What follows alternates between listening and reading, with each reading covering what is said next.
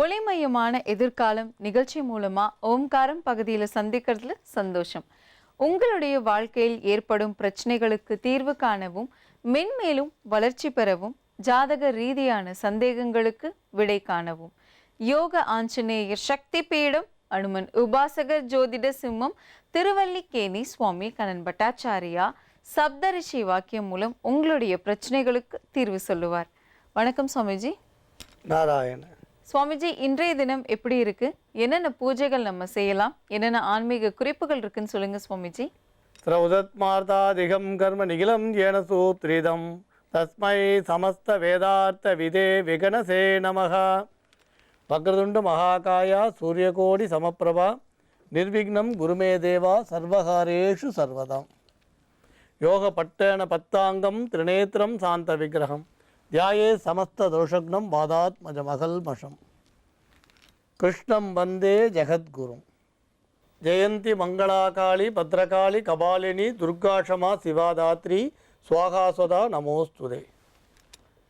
குரு பிரம்மா குரு விஷ்ணு குருதேவோ மகேஸ்வரஹ குரு சாட்சாத் பரம்பிரம்மா தஸ்மை ஸ்ரீ குரவே நமக.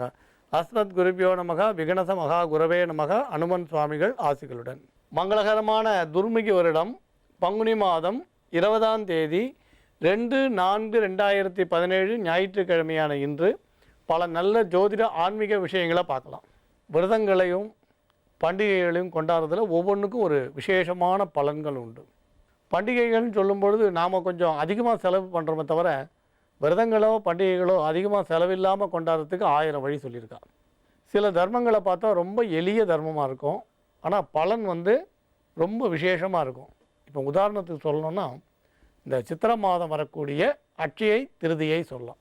இந்த அட்சய திருதியை அன்றைக்கி செய்யக்கூடிய தானமோ தர்மமோ பல மடங்கு பலன் தரும்னு சொல்கிறான். ஒருத்தர் கர்ண பரம்பரையாக பலவிதமான கதை சொல்கிறான்.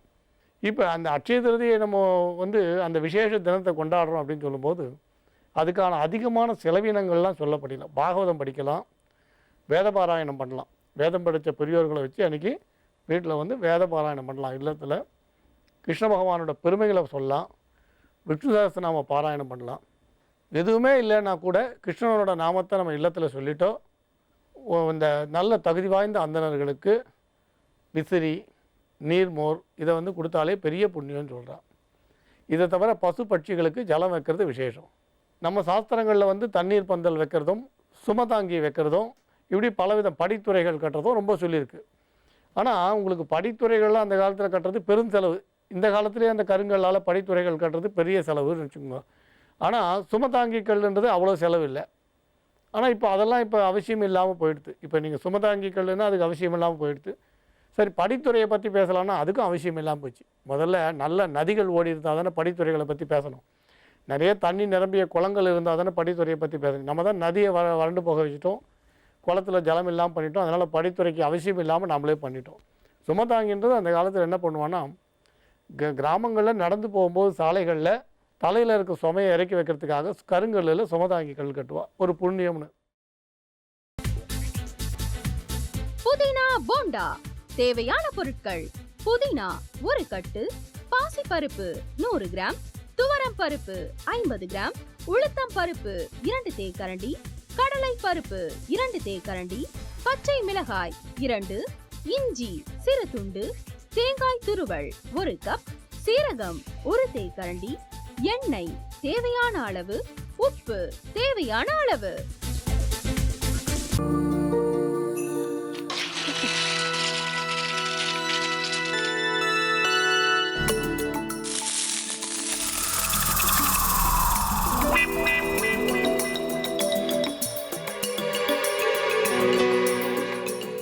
இந்த ஆம்லெட் பண்றதுக்குள்ள போதும் போதும் ஆயிடுது.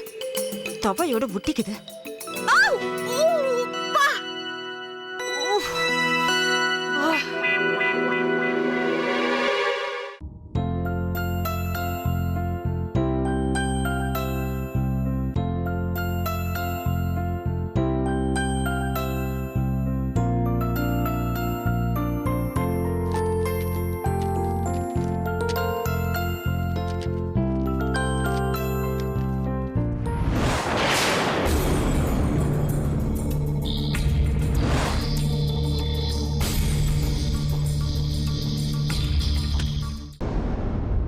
அமிர்தா இப்ப என்ன பண்ணிக்கிட்டு இருப்பாங்க? நாளைக்கு எல்லாரும் சேர்ந்து அவங்க வீட்டுல பொண்ணு கேட்கறதுக்காக போறோம். என்ன மாதிரி அவங்களும் ரொம்ப எக்ஸைட்டா இருப்பாங்களோ?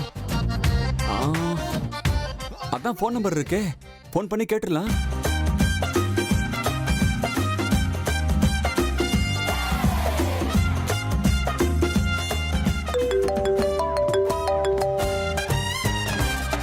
ஹலோ. ஆஹா, தேன் மாதிரி உங்க வாய்ஸ் ரொம்ப ஸ்வீட்டா இருக்குங்க.